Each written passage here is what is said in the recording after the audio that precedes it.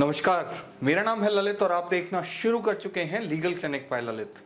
Delhi high court ने बुधवार को सर्विस चार्ज को लेकर सीसीपीए के दिशा निर्देशों पर रोक को जारी रखते हुए बड़ी टिप्पणी की है। कोर्ट ने कहा कि रेस्टोरेंट में खाना खाने वाले लोग यदि सर्विस चार्ज का भुगतान नहीं कर सकते तो फिर वो रेस्टोरेंट में खाना खाने ही ना जाएं। जी हां, आइए जानते हैं मामला क्या है।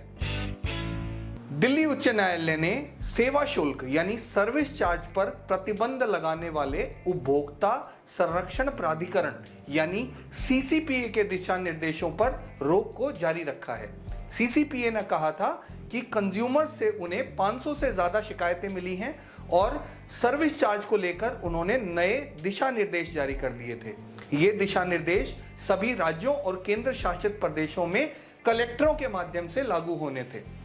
इसमें सेवा शुल्क को लेकर कोई भी व्यक्ति शिकायत कर सकता था। बीते 4 जुलाई को केंद्रीय उपभोक्ता संरक्षण प्राधिकरण यानी सीसीपीए ने गाइडलाइंस जारी की थी।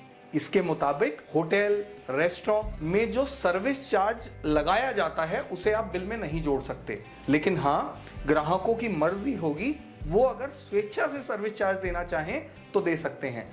इसके बाद national restaurant association of India यानी NARI और federation of hotel and restaurant association of India यानी FHRAI की ओर से याचिका दायर की गई।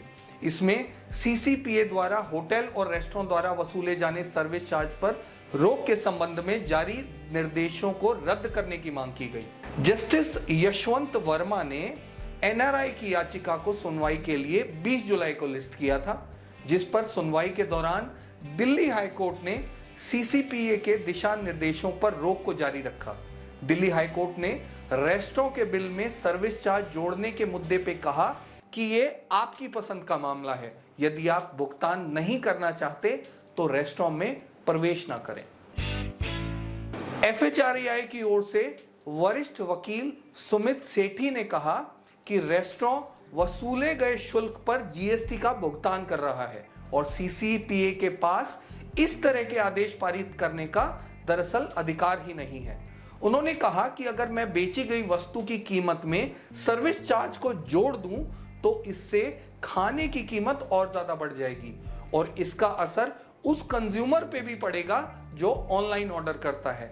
फिलहाल सर्विस चार्ज सिर्फ डाइन इन यानी जब आप रेस्टोरेंट में खाना खाने जाते हैं तभी लागू होता है। वरिष्ठ वकील ललित वसीन ने यह भी तर्क दिया कि रेस्टोरेंट की 3 श्रेणियां होती हैं। पहली, जो सर्विस चार्ज नहीं वसूलते, दूसरा, जो बिना कंज्यूमर की सहमति के सर्विस सेवा शुल्क लेते हैं, और तीसरे वो जो सर्विस चार्ज लेते हैं लेकिन इनका जिक्र उनके मेन्यू में भी होता है। ललित वसीन ने कोर्ट से मांग की कि सीसीपीए ने जो गाइडलाइंस रेस्टोरेंट्स को लेकर जारी की हैं वो तीसरे श्रेणी के रेस्टोरेंट पर लागू नहीं होनी चाहिए, क्योंकि आप मेन्यू में उस चीज को डिक्लेयर कर रहे हैं। अदालत ने सुनवाई की अगली तारीख तक दिशा निर्देशों की अंतरिम रोक को जारी रखा है। साथ ही अब केंद्र, उपभोक्ता मामलों के मंत्रालय और सीसीपीए को याचिकाओं के जवाब देने के लिए नोटिस जारी किया गया है। बेंच ने यह भी कहा कि इस दौरान यदि कोई रेस्टोरेंट या होटल सर्विस चार्ज वसूलता है तो उसे ग्राहक को यह चीज पहले ही बतानी पड़ेगी। तो दोस्तों, अगर आप सर्विस चार्ज को लेकर नहीं जानते तो मैं आपको बता दूं, यह सर्विस चार्ज बेसिकली सर्विसेज के लिए दिया जाता है। यह रेवेन्यू का पार्ट नहीं होता और इसे वहां के सर्विस और किचन स्टाफ या और जो स्टाफ है उसको डिस्ट्रीब्यूट किया जाता है। सर्विस चार्ज को लेके आपकी क्या राय है?